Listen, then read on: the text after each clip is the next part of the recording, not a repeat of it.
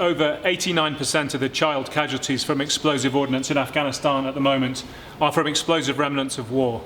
And what we're talking about like that mainly are items exactly like these in front of me. Mortar bombs that have been fired or mortar bombs that have been left lying around in bunkers that children are collecting or people are collecting for the use of the scrap. And that sometimes involves those items exploding. These are things that clearly shouldn't be approached and shouldn't be touched by children or by anybody.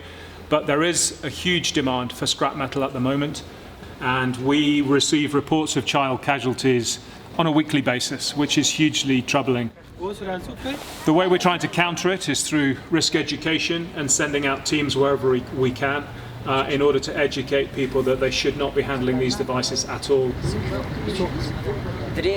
Scrap metal is collected normally at district level and by hand or in wheelbarrows and taken to collection facilities, and then from there transported to smelting factories where the metal is melted down for other use. It's when it arrives at those smelting factories in large twisted mangled piles of metal that the workers of those factories realize the amount of contamination that's inside there, and they call the hotline, or they call one of the implementing partners in Mine Action to come and dispose of the contamination that they've got inside their factory. For example, in Kabul, I think the Halo Trust over the past 6 months has cleared about 45 tons of unexploded ordnance from smelting factories in Kabul.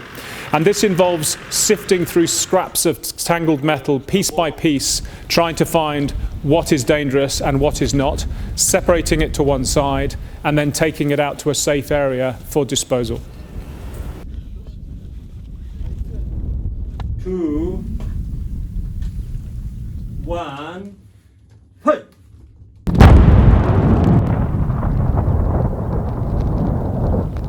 There's now a fantastic opportunity to consolidate peace after decades of fighting and allow the countryside to be a safer place where people can return to their homes, can return to their schools, to their fields and to their orchards without the fear of death or injury from what is lying around from years of fighting. I'm a passionate believer in the humanitarian benefit of mine action because it changes society to make this a safer place.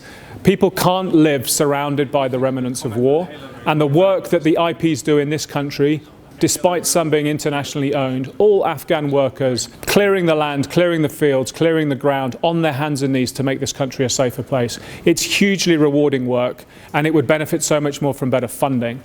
It's rewarding to be a part of it, and I feel honoured to be able to contribute in a small way.